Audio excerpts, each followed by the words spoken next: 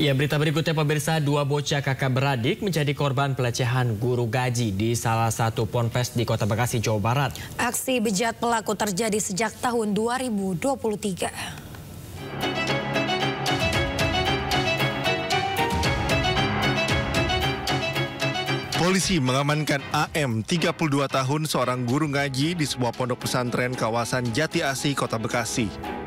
Pelaku ditangkap setelah orang tua korban melaporkan aksi bejat pelaku terhadap kakak adik MR 14 tahun dan MFA 13 tahun. Ironisnya, aksi ini dilakukan di lingkungan pondok pesantren.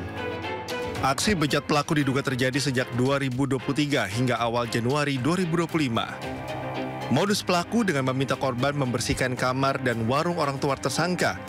Korban dilecehkan dengan iming-iming diberikan ponsel.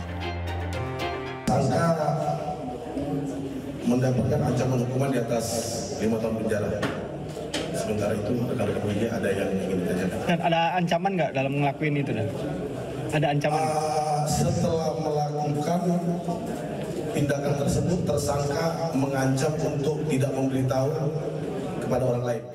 Guna menghilangkan trauma, polisi akan melibatkan psikiater dan trauma healing kepada kedua korban, serta melibatkan KPAD Kota Bekasi. Sementara pelaku dijerat hukuman 12 tahun penjara. Dari Bekasi, Jawa Barat, Rahmat Hidayat, iNews melaporkan.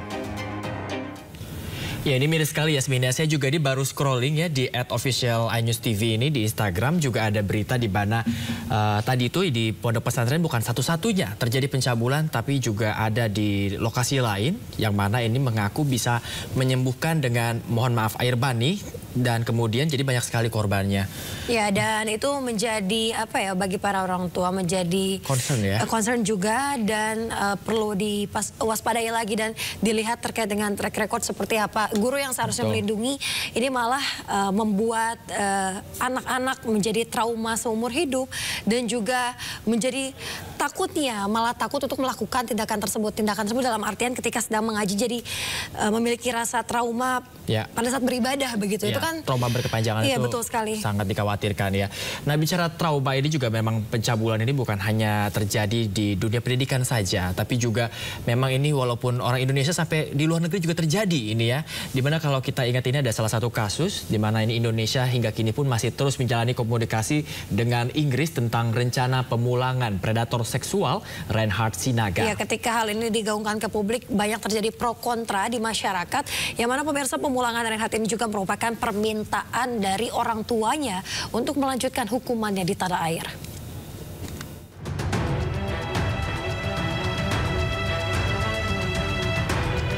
Kementerian Koordinator Hukum, HAM, Imigrasi dan Pemasyarakatan berupaya untuk memulangkan terpidana seumur hidup kasus penyerangan seksual Reinhard Sinaga dari Inggris ke tanah air.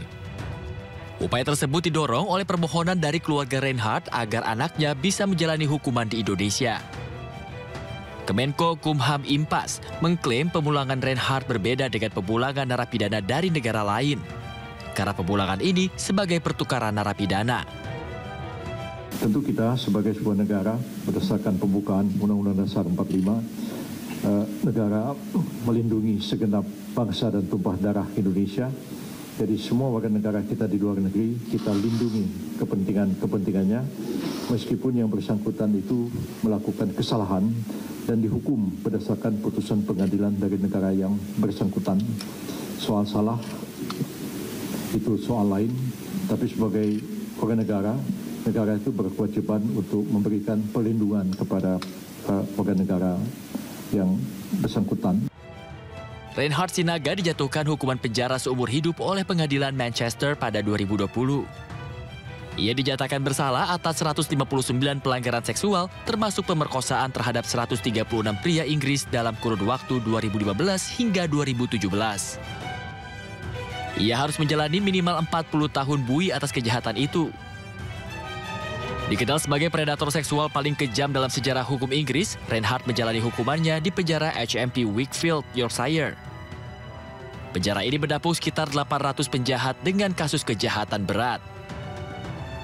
Baru-baru ini, Reinhard dikabarkan menjadi target serangan narapidana lain. Ia dikeroyok karena kejahatan yang dilakukannya.